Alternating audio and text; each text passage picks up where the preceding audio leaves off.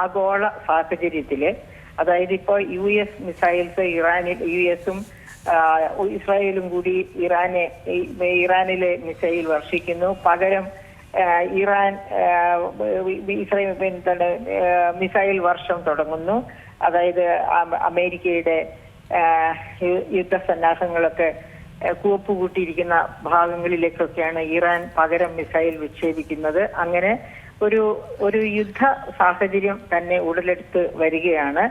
അപ്രതീക്ഷിതമല്ലായിരുന്നു എങ്കിൽ പോലും ഇത് ആരും പ്രതീക്ഷിച്ചില്ല. കാരണം ഇറാനോട് ചില കണ്ടീഷൻസ് ഒക്കെ പാലിക്കണം, യുറേനിയം ശക്തീകരണത്തിലൊക്കെ പരിധി പാലിക്കണം എന്നൊക്കെ അമേരിക്ക കണ്ടീഷൻസ് വെച്ച് ഏകദേശം അതൊക്കെ നടപ്പാക്കാം എന്ന രീതിയിൽ, ഭാഗികമായി എങ്കിലും നടപ്പാക്കാം എന്ന രീതിയിൽ ഇറാൻ മുന്നോട്ട് പോകുന്ന അവസരത്തിലാണ് പെട്ടെന്ന് ഇങ്ങനെ ആക്രമണം ഉണ്ടായിരിക്കുന്നത്. അതായത് യുദ്ധ സമാനമായ ഒരു അന്തരീക്ഷത്തിലേക്ക് ലോകം നീങ്ങിക്കൊണ്ടിരിക്കുകയാണ്. എന്താണ് സംഭവിക്കാൻ പോകുന്നത് എന്ന് പറയാൻ വയ്യാത്ത ഒരവസ്ഥ. ഇനിയിപ്പോ റഷ്യ ഇറാന്റെ പക്ഷം ചേരുമോ? റഷ്യയും ചൈനയും നേരത്തെ തന്നെ ഇറാന് സഹായം അഭ്യർത്ഥിച്ചിരുന്നതാണ്, ഇറാന്റെ പക്ഷം പിടിച്ചിരുന്നതാണ്. അപ്പോ അവർ ഒരുപക്ഷെ യുദ്ധത്തിൽ പങ്കെടുത്തില്ലെങ്കിൽ തന്നെ മാനസികമായി ഇറാനെ പരിപോഷിപ്പിക്കാൻ സാധ്യതയുണ്ട്.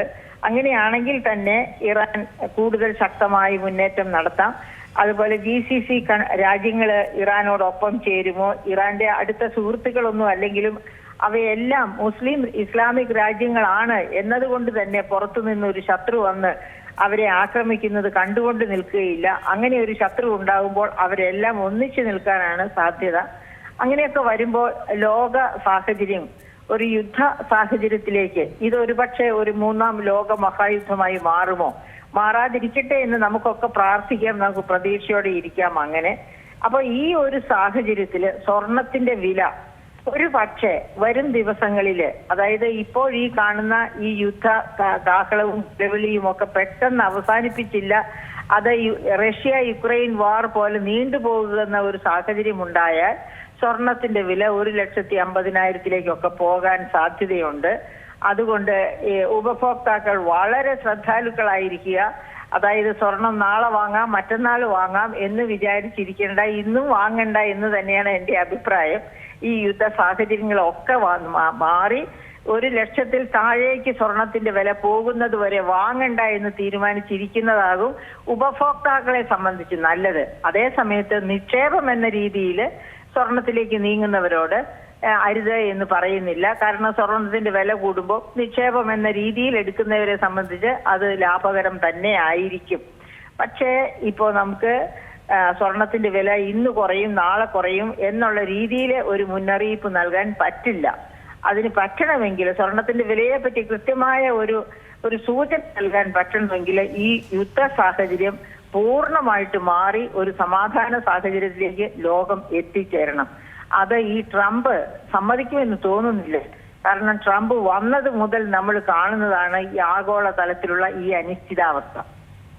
തീർച്ചയായും. അപ്പോൾ ഈ ആഗോളതലത്തിൽ തന്നെ അസ്ഥിരത ഉണ്ടാകുമ്പോൾ പണപ്പെരുപ്പം തടയാനുള്ള ഒരു മാർഗമായിട്ട് തന്നെ ആളുകൾ സ്വർണത്തിലേക്ക് തിരിയില്ലേ? ആ ഒരു സാഹചര്യം തന്നെയല്ലേ ഇപ്പോൾ പല സെൻട്രൽ ബാങ്കുകളടക്കം ഇത്തരം വാങ്ങലുകളും നടത്തലുകളും EDF പോലുള്ള രീതികളൊക്കെ തുടർന്ന് വരുന്നത്? അതായത് അതായത് എല്ലാ രാജ്യങ്ങളും സ്വർണത്തിലേക്ക് തിരിയും. കാരണം സ്വർണമാണ് അപ്പോൾ, അതായത് ഒരു യുദ്ധ സാഹചര്യം ഉണ്ടായാൽ പണപ്പെരുപ്പം ഉണ്ടാകും. ഏറ്റവും സൂക്ഷിച്ച് ധനം സൂക്ഷിക്കാവുന്ന മാർഗമാണ് സ്വർണം. അങ്ങനെയുള്ളപ്പോ ഒരു സംശയം കൂടെ ഞാൻ ഇടപെട്ട് ചോദിക്കുകയാണ്. ഇത്തരത്തിൽ ആവശ്യകതകൾ അല്ലെങ്കിൽ ഡിമാൻഡ് വർദ്ധിക്കുമ്പോൾ ഓരോ രാജ്യങ്ങളും ഈ സ്വർണത്തിന് വേണ്ടിയുള്ള ഒരു യുദ്ധം പോലും തുടങ്ങാനുള്ള ഒരു സാഹചര്യം നിലവിലുണ്ടോ? അങ്ങനെ ഒരു കാലത്തെ നമ്മൾ പ്രതീക്ഷിക്കേണ്ട ഒരു സാഹചര്യം ഉണ്ടായിരുന്നു. കാരണം അത്രത്തോളം സ്വർണം ഖനനം ചെയ്യുന്ന രീതിയിലൊന്നും ഇന്നത്തെ നമ്മുടെ ഭൂപ്രകൃതിയിൽ അത്രത്തോളം ഉണ്ടോ എന്നുള്ളൊരു സംശയം വിദഗ്ധർ പറയുന്നുണ്ടല്ലോ പലപ്പോഴായി. അതെ, സ്വർണത്തിന്റെ ലഭ്യത, അതായത് ഖനനം ചെയ്തെടുക്കാനുള്ള ലഭ്യത പോലും വളരെ പരിമിതമാണ് കണ്ടെത്തിയിട്ടുള്ളിടത്തോളം. അപ്പൊ അത് കാരണം അങ്ങനെ ഡിമാൻഡിനനുസരിച്ച് സ്വർണത്തിന്റെ ലഭ്യത വർദ്ധിക്കുകയില്ല. പക്ഷേ സ്വർണത്തിന്റെ പേരിൽ യുദ്ധമൊന്നും ഉണ്ടാവില്ല. യുദ്ധ സാഹചര്യം ഉണ്ടായാൽ സ്വർണമാണ് ഒരു നല്ല നിക്ഷേപം എന്ന കാരണം കൊണ്ട് കറൻസിയിൽ നിക്ഷേപിക്കുന്നതിന്, അതായത് ഡോളർ കറൻസിയിലോ അവനവന്റെ കറൻസിയിലോ നിക്ഷേപിക്കുന്നതിന് പകരം സ്വർണത്തിലേക്ക് നിക്ഷേപം മാറ്റാൻ ആൾക്കാർ നെട്ടോട്ടമോടും. അപ്പോഴാണ് ഞാൻ പറഞ്ഞത് 1,50,000 ഒക്കെ, അതായത് യുദ്ധം നീണ്ടു പോവുകയാണെങ്കിൽ 1,50,000 സ്വർണത്തിന്റെ വില കയറി കൂടുന്നില്ല എന്നാണ് ഞാൻ പറഞ്ഞത്. പക്ഷെ 2-3 ദിവസം കൊണ്ട് ഈ യുദ്ധത്തിന് ഒരു വിരാമം ഇടത്തക്ക രീതിയിൽ ഇപ്പോ ഇറാൻ തീരുമാനിക്കുകയാണ്. ശരി, US പറയുന്നത് പോലെയുള്ള എഗ്രിമെന്റ്സിലൊക്കെ ഒപ്പിട്ട് കളയാം. അങ്ങനെ തീരുമാനിച്ചാല്, അഥവാ മറ്റു രാജ്യങ്ങൾ അവരെ അങ്ങനെ പ്രേരിപ്പിച്ചാല്, ഇപ്പൊ യൂറോപ്യൻ യൂണിയനും റഷ്യയും ചൈനയും ഒക്കെ, അതായത് ഈ ഇറാന്റെ ആവശ്യം അത്ര നല്ല ആവശ്യമല്ല. അതായത് യുറേനിയം സമ്പുഷ്ടീകരിക്കുക എന്നൊക്കെ പറഞ്ഞാൽ ഏത് സമയത്തും ബോംബാക്കി അത് ലോകത്തിന് മേൽ വർഷിക്കാനുള്ള സാധ്യതയാണ് ചൂണ്ടിക്കാണിക്കുന്നത്. അല്ല, അതിനപ്പുറത്തേക്ക് ഇറാനും ഇസ്രയേലും സംഘർഷം നിലവിലെ ആക്രമണങ്ങൾക്ക് അപ്പുറത്തേക്ക് വ്യാപിച്ചാൽ അതും വലിയൊരു യുദ്ധത്തിലേക്ക് കലാശിക്കില്ല. അതാണ് നമ്മൾ പേടിക്കേണ്ടത്. പശ്ചിമേഷ്യയിലെ ഊർജ്ജ ഉൽപാദനത്തേക്ക് അത് വലിയ തരത്തിൽ ബാധിക്കും അല്ലേ? അത് ബാധിക്കും. അതെ, അത് ബാധിക്കുമെന്ന് മാത്രമല്ല, ആഗോളതലത്തിലെ ഇന്ധനത്തിന്റെ വില, അതായത് പെട്രോളിയം ഉൽപ്പന്നങ്ങളുടെ വിലയും സ്വർണത്തിന്റെ വില സ്കൈ റോക്കറ്റ് ചെയ്യുന്നത് പോലെ തന്നെ പെട്രോളിയം ഉൽപ്പന്നങ്ങളുടെ വിലയും സ്കൈ റോക്കറ്റ് ചെയ്യും. അതോടുകൂടി ഇന്ത്യ പോലെയുള്ള രാജ്യങ്ങൾ, ഏത് രാജ്യങ്ങൾക്കും, അതായത് ഇന്ധന ദൗർലഭ്യമുള്ള, ഇപ്പോഴും നമ്മുടെ ആവശ്യത്തിന്റെ 80% ഇന്ധനം ഇറക്കുമതി ചെയ്യുകയാണ്. അപ്പൊ അങ്ങനെ ഇന്ധനം ഇറക്കുമതി ചെയ്യുന്ന രാജ്യങ്ങളിലൊക്കെ വലിയ തോതിൽ വിലക്കയറ്റവും പ്രശ്നങ്ങളും ഉണ്ടാകും. അതൊക്കെ വലിയ പ്രത്യാഘാതങ്ങൾ ഉണ്ടാക്കും. ഒരു യുദ്ധമായിട്ട് നീണ്ടു നിന്ന് മാറിപ്പോവുകയാണ്. നമുക്കറിയാം യുക്രൈൻ യുദ്ധ സമയത്ത് സംഭവിച്ചത് എന്താണെന്ന്. അതുപോലെയൊക്കെ ഇനിയും സംഭവിക്കാവുന്നതാണ്. അപ്പൊ അങ്ങനെ വന്നാല് സ്വർണത്തിന്റെ വില തീർച്ചയായിട്ടും ഒരുപാട് കുതിച്ചുയരും. ഒരു പക്ഷേ എല്ലാ രാജ്യങ്ങളും സമാധാന പ്രിയം കാണിക്കുകയും അങ്ങനെ മുന്നോട്ട് വന്ന് ഇറാനെയും അമേരിക്കയെയും സമാധാനിപ്പിക്കുക, ശാന്തമായി പോകണം എന്ന രീതിയിൽ മുന്നോട്ട് പോവുകയും ചെയ്യുകയാണെങ്കിൽ. പക്ഷേ ട്രംപിന്റെ ഒരു രീതി വെച്ച് അത്തരത്തിലൊരു ശ്രമത്തിനൊക്കെ വഴങ്ങുമോ എന്നാണ് കണ്ടറിയേണ്ടത്. അതെ, അത് ശരിയാണ് താങ്കൾ പറഞ്ഞത്. അതായത് ട്രംപിന് എന്നോളം മിടുക്കൻ ലോകത്ത് വേറെ ആരുമില്ല എന്നുള്ള ഒരു സ്വേച്ഛാധിപതിയുടെ സ്വഭാവമാണ് ട്രംപിനുള്ളത്.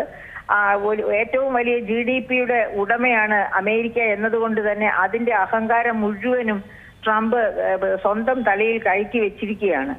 അപ്പോൾ ആരെങ്കിലും പറഞ്ഞാൽ സാധാരണ രീതിയിൽ ഈൽഡ് ചെയ്ത് കൊടുക്കില്ല. പക്ഷെ ഇസ്രായേലിനെ പിണക്കില്ല. ഇസ്രായേലിനാണല്ലോ ഇപ്പോഴും കൂട്ടുപിടിച്ചിരിക്കുന്നത്. അമേരിക്ക എപ്പോഴും ഇസ്രായേലിനെയാണ് കൂട്ടുപിടിക്കുന്നത്. 2ാം ലോക മഹായുദ്ധത്തിൽ സഖ്യകക്ഷികൾ ജയിച്ചത് പോലും ഇസ്രായേലിലെ ആൽബർട്ട് ഐൻസ്റ്റൈൻ രൂപകൽപ്പന ചെയ്ത ആറ്റം അത് ബോംബാക്കി മാറ്റി. അങ്ങനെയാണ് 2ാം ലോക മഹായുദ്ധത്തിന്റെ അവസാനം ബോംബ് വർഷം നടത്തിയാണ്, നാഗസാക്കി ഹിരോഷിമകളിലെ ബോംബ് ആക്രമണം നടത്തിയാണ് സഖ്യകക്ഷികൾ ജയിക്കുന്നത്. അപ്പം ഇസ്രായേലിന്റെ ബുദ്ധി വലുതാണ് എന്ന് ട്രംപിന് അറിയാം. അതുകൊണ്ട് ഇസ്രായേലിനെ ചേർത്ത് നിർത്തും. അങ്ങനെ ഇസ്രായേലും അമേരിക്കയും കൂടി ചേർന്നാല് പിന്നെ ഞങ്ങളെ ആരും തോൽപ്പിക്കില്ല എന്ന ഒരു മൗഢ്യം ട്രംപിനുണ്ട്. ആ മൗഢ്യം കാരണം കൊണ്ട് ട്രംപ് ഏതൊക്കെ തീരുമാനങ്ങൾ എങ്ങനെയൊക്കെ എടുക്കും, എപ്പോഴൊക്കെ എടുക്കും എന്ന് നമുക്ക് ഉറപ്പിച്ച് പറയാൻ വയ്യ. ഒരു പക്ഷേ ലോക മഹായുദ്ധം തന്നെ ഉണ്ടാകാം. അതുമല്ലെങ്കിൽ സമാധാനത്തിലേക്ക് പോകുമെന്ന് നമുക്ക് പ്രതീക്ഷിക്കാം. ഏറ്റവും പുതിയ വാർത്തകളും വിശേഷങ്ങളും വിരൽ തുമ്പിലറിയാൻ സീ മലയാളം ന്യൂസ് എല്ലാ ഡിജിറ്റൽ പ്ലാറ്റ്ഫോമുകളിലും ലഭ്യം.